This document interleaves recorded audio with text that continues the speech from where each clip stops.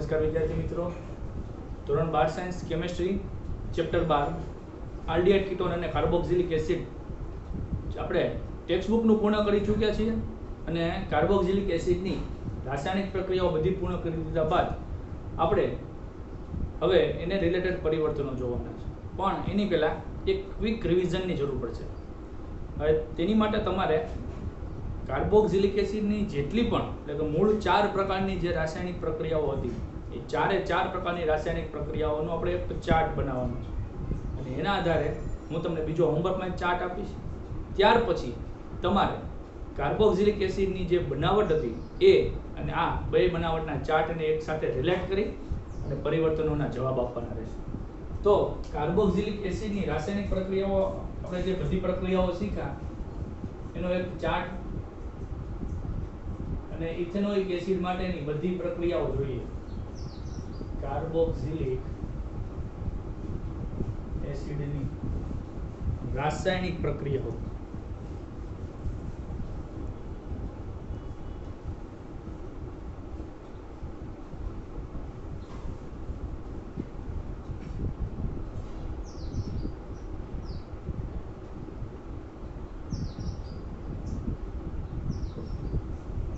એ પ્રક્રિયા આપણે ethanoic acid એટલે કે એસિટિક એસિડ માટે CH3COOH. જો કે બધી પ્રક્રિયા આપણે છૂટક તો જોઈએ જ છે, પરંતુ એક સાથે જોઈ અને બધી પ્રક્રિયાને એકી સાથે યાદ કરી લેવી અને બાકી કરી લેવાની આપણી ગણતરી છે. તો સર્વપ્રથમ આપણે એની એસિડિકના રિલેટેડ વાત કરી હતી, જેને આપણે કહેતા હતા ઓક્સિજન હાઇડ્રોજન બંધ તૂટવાથી થતી પ્રક્રિયા. અને એમાં આપણે અલગ અલગ 3 પ્રક્રિયાઓ જોઈ હતી, જેમાં સર્વપ્રથમ સક્રિય ધાતુ જેવી કે સોડિયમ, પોટેશિયમ, રૂબેડિયમ, લિથિયમ જેવી ધાતુ સાથે જ્યારે પ્રક્રિયા કરતા હતા ત્યારે અહીંથી H+ છૂટો પડતો હતો અને CH3COO- આયન અને સોડિયમ ઇલેક્ટ્રોન ગુમાવીને આ રીતે સોડિયમ ક્ષાર બનતો હતો. હાઇડ્રોજન ઇલેક્ટ્રોન મેળવી અને H2 સ્વરૂપે દૂર થતો હતો.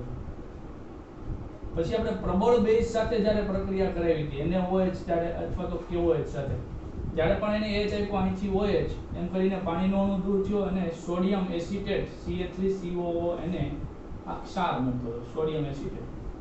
ફિનોલ અને આલ્કોહોલ નિર્બળ નિર્બળ બેઝ સાથે પ્રક્રિયા કરતા ન હતા. અહીંયા સોડિયમ કાર્બોનેટ કે સોડિયમ બાયકાર્બોનેટ જેવા નિર્બળ બેઝ સાથે જ્યારે પ્રક્રિયા કરવામાં આવી ત્યારે કાર્બોક્સિલિક એસિડના અણુઓએ રાસાયણિક પ્રક્રિયા કરી. એના પરથી આપણે એક કન્ક્લુઝન તારણ આવ્યું કે આલ્કોહોલ અને ફિનોલની સાપેક્ષે કાર્બોક્સિલિક એસિડની એસિડિકતા વધારે છે. સોડિયમ કાર્બોનેટમાંથી અહીંથી Na+ અને અહીંથી આના 2 મોલ વપરાય એટલે CH3COO- 2 મોલ એટલે CH3COO એને 2 મોલ બન્યા. બે જગ્યાએથી H છૂટા પડે, અહીંથી ઓક્સિજન મેળવે એટલે H2O. હવે CO3 માંથી ઓક્સિજન વયો જાય એટલે કાર્બન ડાયોક્સાઇડના બુડબુડિયા, કાર્બન ડાયોક્સાઇડના ઉભરા આવતા હતા. તો આ આપણે સર્વપ્રથમ જ્યારે આમાં તો ડિટેલમાં જોયા હતા, પણ આપણે રાસાયણિક પ્રક્રિયાના સંદર્ભે વાત કરીએ છીએ ત્યાર પછી આપણે કાર્બન ઓક્સિજન એટલે આખો OH બંધ તૂટવાથી થતી પ્રક્રિયા, એવી પ્રક્રિયા જોઈ હતી જેમાં આપણે એનહાઇડ્રેટ પણ બનાવ્યું હતું, એસ્ટર પણ બનાવ્યું હતું, એટલે વિવિધ પ્રક્રિયા કરી હતી. તો માનો કે આપણે એનહાઇડ્રેટ બનાવી તો કાર્બોક્સિલિક એસિડના 2 મોલ લેવા પડે. હવે તમે સમાન મોલ લ્યો કે અસમાન મોલ લ્યો, ડિપેન્ડ ઓન યુ. અહીંયા માનો કે બીજો અણુ મેં લીધો CH3COOH એટલે કે બે સરખા અણુ લેવામાં આવ્યા એસિટિક એસિડના, અને અહીંયા પાણીનું અણુ શોષણ, કેમ કે એક H આપશે અને બીજો OH આપશે, અને પ્રક્રિયા દરમિયાન ઉત્પન્ન થતું પાણીનું અણુ શોષણ કરવા પ્રબળ ભેજ શોષક પદાર્થ, કેવા પ્રબળ ભેજ શોષક જે પાણીના અણુને શોષી લે. સાંદ્ર H2SO4 લઈ શકાય, P2O5 લઈ શકાય. આવા કોઈ પણ પ્રબળ ભેજ શોષક પદાર્થ લેવામાં આવે, અહીંથી H અહીંથી OH દૂર થાય, શું વધ્યું? CH3COO.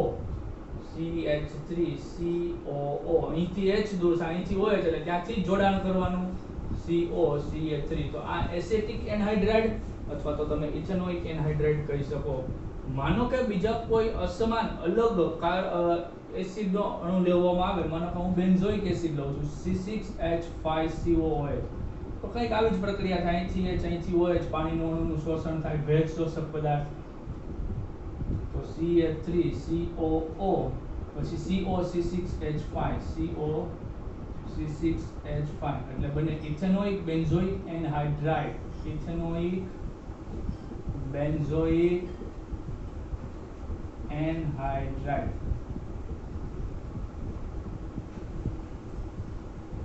ત્યાર પછી આપણે એસ્ટર બનાવ્યું હતું ફિશર સ્પિયર એસ્ટરીકરણથી. આ પ્રક્રિયાને આપણે એસ્ટરીકરણ કહેતા હતા, જેમાં આપણે ક્રિયાવિધિ પણ જોઈ ગયા છે. એસ્ટરીકરણમાં શું આવતું મિત્રો કે કાર્બોક્સિલિક એસિડ નો અણુ પ્લસ આલ્કોહોલ નો અણુ. આલ્કોહોલ તરીકે માનો કે આપણે એક કાર્બન વાળો આલ્કોહોલ લઈએ તો અહીંયા ફિક્સ હતું કે કાર્બોક્સિલિક એસિડ નો અણુ OH આપો અને આલ્કોહોલ નો અણુ H. જ્યાં મેં તમને યાદ રાખવા માટે લીધું હતું કે એવી રીતે H અને OH દૂર કરવાના. કેવી રીતે? કે જેથી બંને પાસે એક એક ઓક્સિજન વધે. અને અહીંયા પણ પાણીનો અણુ દૂર થાય છે એટલે ભેજ શોષક પદાર્થ કોન્સન્ટ્રેટ H2SO4 અથવા તો શુષ્ક HCl નો ઉપયોગ કરી શકાય. અને હવે જે જોડાણ થાય CH3 C double bond O પછી અહીંથી O CH3, આ બન્યું એસ્ટર. કેવું એસ્ટર? મિથાઇલ એસિટેટ અથવા તો ઇથેનોએટ, મિથાઇલ ઇથેનોએટ નામનું.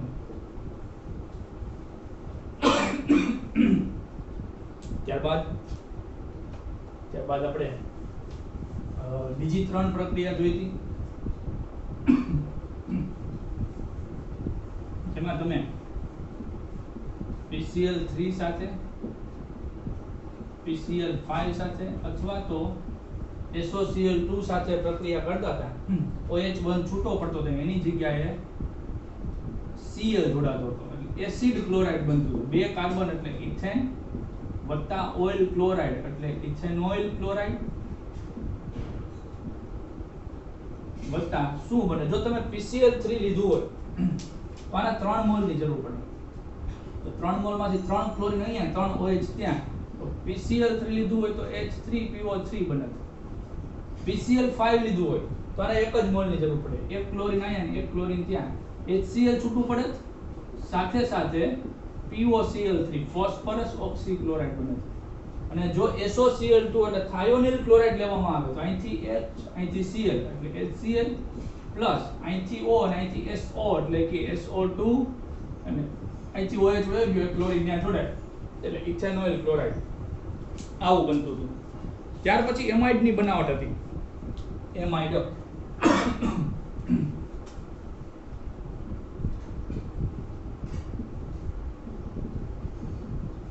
એમાઇડ ની બનાવટ માટે આપણે એમોનિયા વાયુ કે જે બેઝિક પ્રોપર્ટી, બેઝિક ગુણધર્મ ધરાવે છે, એ પછી જલીય એમોનિયા હોય કે વાયુ સ્વરૂપનો એમોનિયા હોય. મોટાભાગે જલીય એમોનિયા લેવામાં આવે. આ બેઝિક ગુણધર્મ એસિડિક તો IH આપે અને અહીંથી આ ભાગ ત્યાં જોડાણ થાય એટલે CH3COO માઈનસ અને એને આપેલા H પ્લસ ને આને ઇલેક્ટ્રોન ડોનેટ કર્યું એટલે NH3 converted into NH4 plus એટલે આ બન્યું એમોનિયમ એસિટેટ. શું બન્યું? Ammonium acetate. અને આ ક્ષાર છે અને આ ક્ષારને વધુ માત્રામાં જો એક્સ્ટ્રા ગરમ કરવામાં આવે, તીવ્ર ગરમ કરવામાં આવે તો અહીંથી H2 ને અહીંથી O એમ ઓટોમેટિક પાણીનો અણુ ગુમાવી CH3CO પાણીનો અણુમાં ઓક્સિજન જશે અને NH2 જેટલા કાર્બન વાળો કાર્બોક્સિલિક એસિડ લેવો એટલા જ કાર્બન વાળો એમાઇડ બને. CONH2 એટલે એમાઇડ, બે કાર્બન એટલે ઇથેન વત્તા એમાઇડ, ઇથેન એમાઇડ. ત્યાર પછી અહીંયા આપણે કાર્બન ઓક્સિજન બંધ તૂટવાથી થતી પ્રક્રિયા જોઈ. ત્યાર પછીના ક્રમે જે પ્રક્રિયા આવતી હતી એમાં કાર્બોક્સિલિક એસિડના ભાગમાં થતી પ્રક્રિયા હતી. કાર્બોક્સિલિક એસિડના ભાગમાં થતી પ્રક્રિયામાં આપણે રિડક્શન અને બીજી ડીકાર્બોક્સિલેશન પ્રક્રિયા. અને રિડક્શન કરવા માટે કયા પ્રક્રિયા કરતા એ આપણને યાદ હોય તો કામનું, નહીં તો થોડું સમજી લેવાનું. તો પ્રક્રિયા કરતા લિથિયમ એલ્યુમિનિયમ હાઇડ્રાઇડ અથવા સોડિયમ બોરોહાઇડ્રેટ ન તો ડાયબોરેન હતો B2H6 અને આ અપૂર્ણ રિડક્શન હતું મિત્રો. એમાં સંપૂર્ણપણે રિડક્શન ન થતા પાઇ બંધ સિગ્મા બંધ. પાણીનો અણુ મુક્ત થઈ CH3CH2OH પ્રાથમિક આલ્કોહોલ મળતો હતો. CH3CH2OH પ્રાથમિક આલ્કોહોલનું નામ થાય ઇથેનોલ. જો તમારે સંપૂર્ણપણે રિડક્શન કરવું હોય તો ટેક્સ્ટ બુકમાં આપેલું નથી, પરંતુ મેં તમને કીધું હતું કે લાલ ફોસ્ફરસ અને આ લાલ ફોસ્ફરસ ઉદ્દીપક છે અને HI એટલે આ બંધ તો તૂટે, પછી આ બંધ પણ તૂટે. H કુલ 6 H એટલે 6 આયોડિન ભેગા મળીને 3 I2 દૂર કરે અને સંપૂર્ણપણે રિડક્શન થઈ ગયું એટલે CH3CH3IH લાલ કેન મળે, પણ તેટલા જ કાર્બન વાળો આલ્કેન ઇથેન. અને પાણીના કેટલા અણુ HOH બે પાણીના અણુ છૂટા પડે.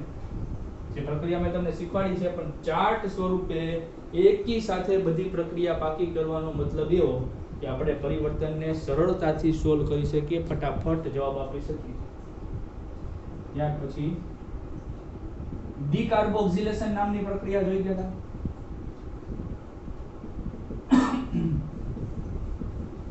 ડીકાર્બોક્સિલેશન, આ ડીકાર્બોક્સિલેશન પણ બે પ્રકારના. એક કોલ્બે વિદ્યુત વિભાજન વાળું ડીકાર્બોક્સિલેશન હતું અને એક સોડા લાઇમ વાળું ડીકાર્બોક્સિલેશન.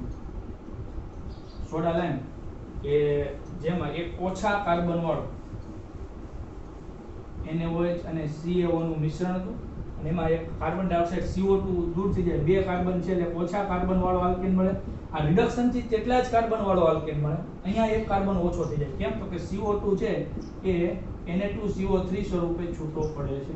સોડિયમ બાયકાર્બોનેટ, અહીંયા 2 મોલ NaOH વપરાતા હતા જે તમે જાણતા હતા. અને બીજું ડીકાર્બોક્સિલેશન હતું કોલ્બે વિદ્યુત વિભાજન વાળું. જેમાં આ તો ન ચાલે. ક્વેશ્ચનમાં અહીંયા તમારે અલગથી પ્રક્રિયા લખવી પડે, કેમ કે એમાં તો કાર્બન સંખ્યા મોટી હોય ને ત્યારે કોલ્બે વિદ્યુત વિભાજન. ફેટી એસિડ માટે ખાસ કરવાનું છે. અને અહીંયા હવે જગ્યા વધી નથી એટલે આપણે હેશટેગ સ્ટાર કરીને લખીએ હેલ વોલહાર્ડ જેલિન્સ્કી પ્રક્રિયા. હેલ વોલહાર્ડ જેલિન્સ્કી જેની માટે સ્પેશિયલાઇઝેશન હતું આલ્ફા હાઇડ્રોજન ધરાવતા કાર્બોક્સિલિક એસિડની પ્રક્રિયા. આલ્ફા હાઇડ્રોજન એટલે મુખ્ય ક્રિયાશીલ સમૂહ પછીનો કાર્બન આલ્ફા કાર્બન થાય. તો ઇથેનોઇક એસિડ લઈને પ્રક્રિયા કરી કે કોઈ પણ લઈ આલ્ફા હાઇડ્રોજન હોવા જરૂરી છે. પ્રક્રિયક તરીકે માનો કે બ્રોમિન લઈએ છીએ તો 3 મોલ Br2 એકી સાથે મારે પ્રક્રિયા કરી લેવી છે. તો 3 મોલ Br2 લાલ ફોસ્ફરસ ઉદ્દીપક તરીકે અને પ્રક્રિયામાં પાણી. તો અહીંથી મુખ્ય ક્રિયાશીલ સમૂહ પછીનો કાર્બન આલ્ફા 3 હાઇડ્રોજન 3 બ્રોમિન સાથે જોડાઈ જાય 3 મોલ HBr અને તેના બદલામાં વારાફરતી વારા, પરંતુ એને એકી સાથે બતાવી દીધું છે bromine 3 carbon COOH tribromo acetic acid બન્યું. Tribromo acetic acid. તો અહીંયા આપણે જે પ્રક્રિયા જોઈ ચાર્ટમાં એ બધી પ્રક્રિયા એસિટિક એસિડ માટેની છે. તમને હું હોમવર્કમાં આપીશ બેન્ઝોઇક એસિડ માટેનો ચાર્ટ બનાવવાનો છે. હોમવર્કમાં કોની માટે? બેન્ઝોઇક એસિડ માટે ચાર્ટ બનાવો. આ જ રીતે વ્યવસ્થિત અલગ અલગ કલરના પેનથી બેન્ઝોઇક એસિડ માટે આ જ રીતનો ચાર્ટ બનાવવો તો જ પાકું થાય. એકી સાથે હું જે રીતે બોર્ડમાં જોઈને બોર્ડમાં પ્રક્રિયા મેં લખી લીધી છે એવી રીતે તમે પ્રક્રિયા જો લખી શકશો તો પ્રક્રિયા ફટાફટ પાકી થશે. આ પહેલા મેં આની બનાવટની પણ બધી પ્રક્રિયા કરી હતી, એ પણ તમને લોકોને યાદ આવવું જોઈએ. તો આપણે હવે પરિવર્તન જોઈએ, 1 બાય 1 બધા પરિવર્તન જોતા જાય, જેમાં આની બનાવટ પણ આવી જાય અને રાસાયણિક પ્રક્રિયા પણ આવી જાય. કાર્બોક્સિલિક એસિડના માત્ર ને માત્ર કાર્બોક્સિલિક એસિડના પરિવર્તનો જોઈએ. થોડાક પરિવર્તનો જોઈએ, બાકીના સ્વાધ્યાયમાં આપ્યા જ છે, એ પણ આપણે જોવાના થશે. તો પરિવર્તન પેલું સૌપ્રથમ બનાવીએ ઇથેનોલ માંથી મિથેન અને ઇથેન.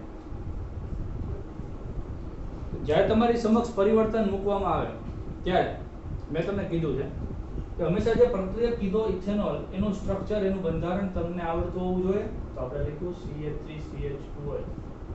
પછી મિથેન કહેવામાં આવ્યું છે. મિથેન એટલે CH4 અને ઇથેન એટલે CH, એટલે બે અલગ અલગ વસ્તુઓ બનાવવાની છે. એકી સાથે ન બને તો કાંઈ નહીં, અલગ છૂટી છૂટી બનાવો. તો આલ્કોહોલમાંથી હાઇડ્રોકાર્બન બનાવવું હોય તો શું કરવું પડે? હાઇડ્રોકાર્બન બનાવવા માટે તમે આલ્કોહોલમાંથી કાર્બોનિલ સંયોજન બનાવી શકો અને એની તમે એક વુલ્ફ કિસ્નર અને ક્લેમેન્સન રિડક્શન જેવી પ્રક્રિયા પણ કરી શકો. પણ શું એ પ્રક્રિયામાં કાર્બન સંખ્યામાં ઘટાડો આવે છે? કારણ કે અહીંયા આલ્કોહોલમાં 2 કાર્બન છે, અહીંયા એક જ કાર્બન છે. એવી તો કઈ રાસાયણિક પ્રક્રિયા તમારા મગજમાં આવે કે જેમાં કાર્બનની સંખ્યામાં ઘટાડો થતો હોય? તો અહીંયા એક તમે તાજેતરમાં ડીકાર્બોક્સિલેશન નામની પ્રક્રિયા જોઈ ગયા કે જેમાં કાર્બોક્સિલિક એસિડમાંથી એક ઓછા કાર્બન વાળો હાઇડ્રોકાર્બન બનતો હતો. એટલે એક કાર્બન વાળો હાઇડ્રોકાર્બન બનાવવો હોય મારે તો મારે 2 કાર્બન વાળો કાર્બોક્સિલિક એસિડ લેવો પડે. એટલે ઇથેનોઇક એસિડ જો લેવામાં આવે, ઓલવેઝ રિવર્સમાં વિચારવાનું, તો ડીકાર્બોક્સિલેશન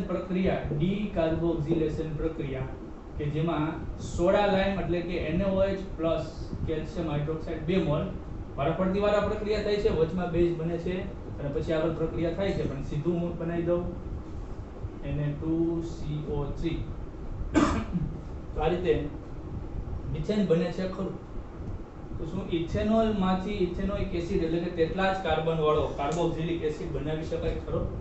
શું છે? CH3 તો કોમન છે, OH પણ બંનેમાં છે, ખાલી અહીંથી H2 ના બદલામાં O છે. ઇટ મીન્સ કે હાઇડ્રોજન દૂર કરી ઓક્સિજન દાખલ કરવો છે. કઈ પ્રક્રિયા કહી શકાય? હાઇડ્રોજન દૂર કરવો, ઓક્સિજન દાખલ કરવો, એને આપણે કહીશું ઓક્સિડેશન પ્રક્રિયા. અને અહીંયા તો પ્રબળ ઓક્સિડેશન કરતાની જરૂર પડે. કેવા? H2Cr2O7, K2Cr2O7, KMnO4 અથવા તો ક્રોમિક એસિડ કે 2 હાઇડ્રોજન દૂર કરશે, અહીંથી ઓક્સિજન આપશે H2O અને એના બદલામાં ઓક્સિજન ગોઠવાઈ જાય. ઇથેન બનાવવાની વાત છે તો ઇથેન કેમ બનાવશો? ઇથેનોઇક એસિડ માંથી જ બને. તમે ઇથેનોઇક એસિડ નું લાલ ફોસ્ફરસ અને હાઇડ્રોજન આયોડાઇડ વડે રિડક્શન કરો તો pi બન તૂટે, હાઇડ્રોજન જોડાય, સિગ્મા બન તૂટે, હાઇડ્રોજન જોડાય, આ બન તૂટે, હાઇડ્રોજન જોડાય, 2 H2O દૂર થાય, 2 H2O, 6 હાઇડ્રોજન, 1 2 3 4 5 6 હાઇડ્રોજન અને I2 3 I2 દૂર થાય અને એના બદલામાં ઇથેન મળે. તો આ થઈ પ્રક્રિયા આપણી ઇથેનોલ માંથી મિથેન અને ઇથેન બનાવવાની પ્રક્રિયા. બીજા નંબરની પ્રક્રિયા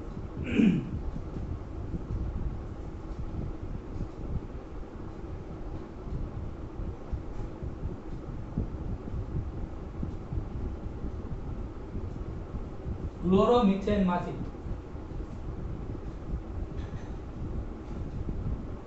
મિથાઇલ એસિટેટ, ક્લોરોમિથેન એટલે CH3Cl. મિથાઇલ એસિટેટ, એસિટેટ એટલે 2 કાર્બન એસિડ વત્તા એસ્ટર.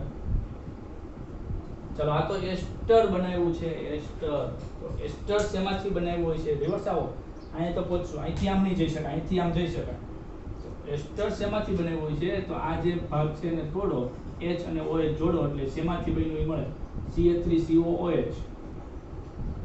જે કાર્બોક્સિલિક એસિડ OH આપે છે, ત્યાં OH જોડો અને આલ્કોહોલ છે H આપે છે. સરસ.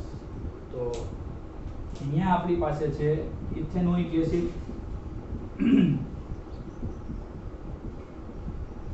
પ્લસ CH3OH એટલે મિથેનોલ અને એની એસ્ટરીકરણ પ્રોસેસ, એસ્ટરીફિકેશન પણ કહેવામાં આવે છે. સાંદ્ર H2SO4 લેવામાં આવે, કોન્સન્ટ્રેટેડ H2SO4. તો આ OH આપે, આ H આપે, પાણીનું અણુ દૂર થાય અને એસ્ટર બને. હજી વિચારવાનું, આમાંથી કાર્બોક્સિલિક એસિડ બનાવવું કે આલ્કોહોલ બનાવવું? બંને બની શકે. આલ્કોહોલ પણ બની શકે કેમ કે SN2 પ્રક્રિયા વિધિ પ્રમાણે જાઓ, SN2 અને તમે NaOH નું એટેક કરાવો તો OH માઈનસ ન્યુક્લિયોફાઇલ એટેક કરે, Cl છૂટો પડે અને એની સાથે CH3OH જોડાઈ જાય. તો મિથેનોલ પણ બની શકે, પ્લસ મિથેનોલ ની ઇથેનોઇક એસિડ સાથે પ્રક્રિયા કરો તો પણ થાય. અથવા તો અધરવાઇઝ તમારે ઇથેનોઇક એસિડ બનાવવું છે તો ઇથેનોઇક એસિડ બનાવવા માટે કાર્બન સંખ્યામાં વધારો કરવો પડશે અને કાર્બન સંખ્યા વધારો કરવા માટે 2 પ્રક્રિયા છે. કાં તો તમે SN2 પ્રક્રિયાથી CN દાખલ કરો, કાં તો ગ્રિગ્નાર્ડ પ્રક્રિયા કરો. માનો કે આપણે CN દાખલ કરીએ છીએ, CN, તો SN2 પ્રક્રિયા પોટેશિયમ સાયનાઇડ KCN, તો CN માઈનસ કેન્દ્રાનુરાગી અહીંયા એટેક કરે, Cl છૂટો પડે એટલે CH3C ટ્રિપલ બોન્ડ N, એટલે અહીંયા બે કાર્બન એટલે ઇથેન, ટ્રિપલ બોન્ડ N એટલે નાઇટ્રાઇલ, ઇથેન નાઇટ્રાઇલ બને, અને K અને Cl છૂટા પડે એટલે KCl. ઇથેન નાઇટ્રાઇલ નું જળ વિભાજન કરતા પ્રથમ જળ વિભાજનથી ડબલ બોન્ડ તૂટે, અહીંયા O અને H2, it's converted into amide CH3C double bond O single bond NH2, અને બીજી વખત જળ વિભાજન કરો H2O, આ બંધ તૂટે, અહીંયા OH અને H એટલે કે એમોનિયા છૂટો પડે, CH3COOH જેની મિથેનોલ સાથે પ્રક્રિયા કરી એસ્ટરીકરણ. તો આ શોર્ટ વે થઈ ગયો, મિથેનોલ વત્તા ઇથેનોઇક એસિડ કરીને એસ્ટર બનાવે. બને ત્યારે થોડાક પરિવર્તનોમાં લાંબા રૂટ પસંદ કરવા. શું કામ? કે પેપર ચેક કરવા ઉપર સારી એવી ઇમ્પેક્ટ પડશે તમારી, અને ઇમ્પેક્ટ તો પડે પ્લસ સાથે સાથે લાંબુ લાગે તો માર્ક્સ પણ ફટાફટ મળે. ટૂંકું લખો ને તો ઘણી વખત પેપર ચેક કરવાના શિક્ષકો પણ હોય ને ઘણી વખત ટ્યુટર પણ ચેક કરતા હોય, તો બની શકે કે ટ્યુટરના મગજમાં ટૂંકું ભાળીને ઓછા માર્ક આપવા એવો માનસિકતા હોય તો ઓછા માર્ક પણ દે. એટલે પરિવર્તન માટેની તમારી એકદમ સિમ્પલ થોડુંક સ્માર્ટ વર્ક કરો, લાંબા સ્ટેપ પસંદ કરશો તો વધુ ફાયદામાં રહેશે. Number 3, toluene.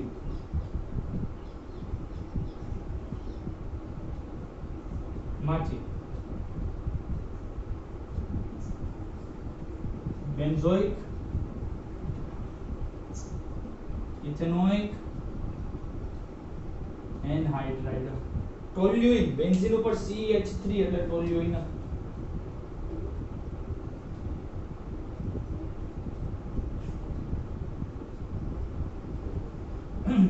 બેન્ઝોઇક ઇથેનોઇક એટલે બેન્ઝોઇક એસિડ અને ethanoic acid. Benzoic acid C6H5COOH એનો O, અને બીજી બાજુ ઇથેનોઇક એસિડ એટલે CH3COOH. આ રીતે બે અણુ જોડાણા હોય ત્યારે બેન્ઝોઇક એસિડ અને ઇથેનોઇક એસિડના બે અણુ જોડાવાથી બને બેન્ઝોઇક ઇથેનોઇક એનહાઇડ્રાઇડ. એટલે એનહાઇડ્રાઇડ ની બનાવટ છે. એટલે હું એક બેન્ઝોઇક એસિડ નો અણુ લઉં. હવે બેન્ઝીન ચક્ર દોરવું કે C6H5 લખું, બંને સરખું જ થયું. એમાં કે બેન્ઝીન ચક્ર COOH આ benzoic acid plus ethanoic acid CH3COOH ને મેં ઊંધું લખ્યું. મિત્રો આ એનહાઇડ્રાઇડ ની બનાવટની પ્રક્રિયા તમે યાદ કરવી પડશે, બરોબર. કોઈ પણ એક H આપે, બીજો OH આપે, અને આનું શોષણ કરવા માટે પ્રબળ ભેજ શોષક શુષ્ક HCl લે એટલે પાણીના અણુનું શોષણ કરે એટલે C6H5COO, C6H5COO, COCH3. તો ટોલ્યુઇન માંથી બેન્ઝોઇક એસિડ બને કે ના બને? ટોલ્યુઇન માંથી ઇથેનોઇક એસિડ બને કે ના બને? બેમાંથી ગમે એક બને. તો તમે ટોલ્યુઇન માંથી બેન્ઝોઇક એસિડ બનાવી શકો. કઈ રીતે? પ્રબળ ઓક્સિડેશન કરતાનો ઉપયોગ કરો. પ્રબળ ઓક્સિડેશન કરતા કોને લેશો? એસિડિક એમિનોફોર ને લેવામાં આવે. અહીંથી 2H2 અને આ ઓક્સિજન આપે H2O. 2H2 ગયા પછી એક H વધે, એના બદલામાં બે ઓક્સિજન ઉમેરી દો. C ડબલ બોન્ડ O અને H. આ બેન્ઝોઇક એસિડ પ્લસ બીજું સ્ટેપ, બેન્ઝોઇક એસિડમાં ઇથેનોઇક એસિડ ઉમેરી દો. બેન્ઝોઇક એસિડમાં ઇથેનોઇક એસિડ ઉમેરી દો અને એનહાઇડ્રાઇડ ની બનાવટ દ્વારા તમે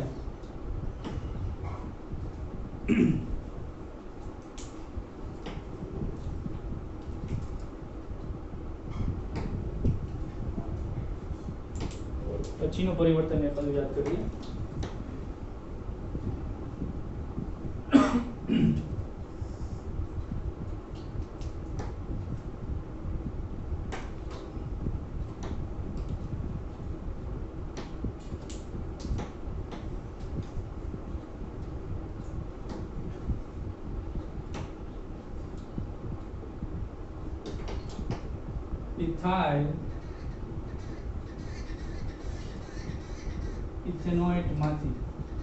ઇથાઇલ ઇથેનોઇટ માંથી ટ્રાઇક્લોરો એસિટિક એસિડ ઇથાઇલ ઇથેનોઇટ માંથી ટ્રાઇક્લોરોએસિટિક એસિડ સર્વપ્રથમ કાંઈ ન દેખાતું હોય ત્યારે ઇથેનોઇટ, ઇથેન વત્તા એસ્ટર નું ઓએટ એટલે બે કાર્બન ઇથેન અને એસ્ટર આ બે કાર્બન થઈ ગયા, એની સાથે ઇથાઇલ એટલે કે CH2CH3. તો ચાલો પહેલા સ્ટ્રક્ચર તો બનાવી છે ક્યાં એસિટિક એસિડ એટલે CH3COOH એટલે એસિટિક એસિડ જેના 3 હાઇડ્રોજન ના બદલામાં 3 ક્લોરીન આવી જાય એટલે CCl3. 3 હાઇડ્રોજન ના બદલામાં 3 ક્લોરીન એટલે કે CCl3.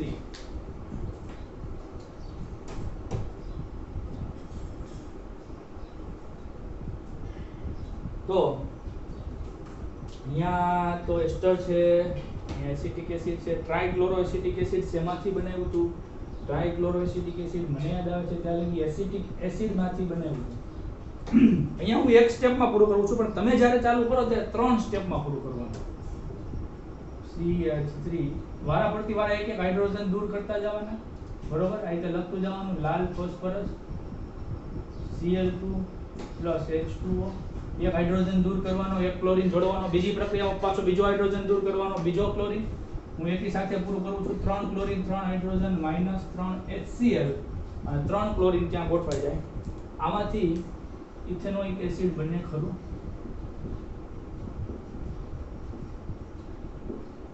તો CH3 છે, CH3CO છે, OH જોડવાનો છે એટલે આ બંધ તૂટે ને અહીંયા OH જોડાય ને અહીંયા H જોડાય તો CH3COOH બને ને ઇથેનોઇક એસિડ બની જાય. તો બનાવો. શું કર્યું? જળ વિભાજન કર્યું, પાણીનો અણુ દાખલ કર્યું અને એસિડિક જળ વિભાજન કરાય એટલે વચ્ચે મધ્યવર્તી સ્ટેપ ન આવે ને કહું બેઝિક કરો તો વળી પાછું ક્ષાર બને ને પાછું એસિડ નાખવાનું, બરોબર? તો જળ વિભાજન થાય એટલે CH3COOH CH3CH2OH. કેમ કે એસ્ટર છે એમાં આલ્કોહોલ જોડ્યો તો આલ્કોહોલ છૂટો પડવાનો, ઇથેનોલ ઇથાઇલ ઇથેનોઇટ માંથી ટ્રાઇક્લોરોએસિટિક એસિડ.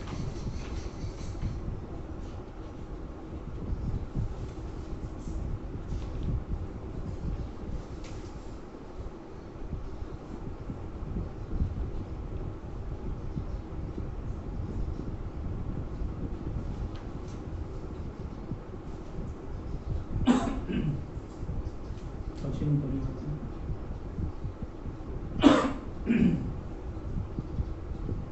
એસિટિક એનહાઇડ્રાઇડ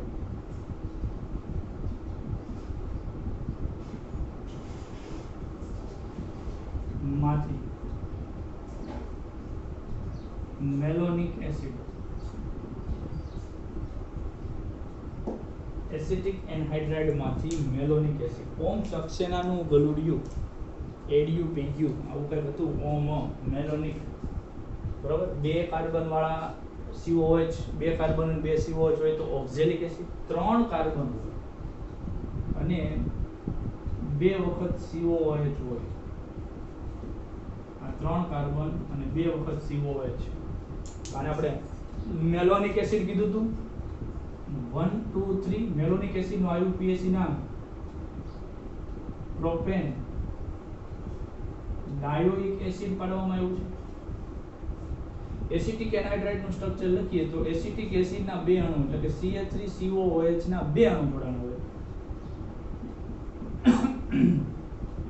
અને એનહાઇડ્રાઇડ CH3CO CH3CO, બરોબર? OH ને H તો દૂર થઈ ગયું તો આ એસિટિક એનહાઇડ્રાઇડ અથવા તો એને ઇથેનોઇક એનહાઇડ્રાઇડ પણ કહેવામાં આવે છે.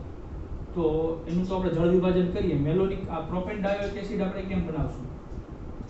પ્રોપેન ડાયોઇક એસિડ બનાવવા માટે આ જે COOH છે ને એના બદલામાં હું CN લખી લઉં, બરોબર? તો C triple bond N CH2COOH. CN દાખલ કઈ રીતે કર્યો છે? તો CN દાખલ કર્યો છે ક્લોરીન ની જગ્યાએ. ત્યાં હતો ક્લોરીન CH2COOH. ક્લોરીન ની બદલામાં CN દાખલ કરવા માટે Sn2 નામની પ્રક્રિયા કરવામાં આવી. પોટેશિયમ સાયનાઇડ કે જે Cn- અહીંયા એટેક કરશે, ક્લોરીન છૂટો પડશે, ક્લોરીન K આને જોડાય KCN અને Cn જો દાખલ થયો અને Cn માં જળ વિભાજન કરવામાં આવે 2 વખત 2 મોલ ઓફ H2O જળ વિભાજન કરીએ.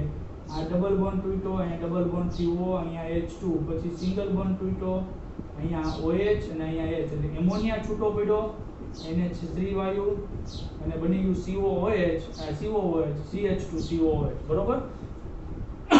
તો આ રીતે આપણે બનાવ્યો આલ્ફા ક્લોરો એસિટિક એસિડ, બરોબર. મુખ્ય ક્રિયાશીલ સમૂહ પછીનો કાર્બન આલ્ફા ક્લોરો એસિટિક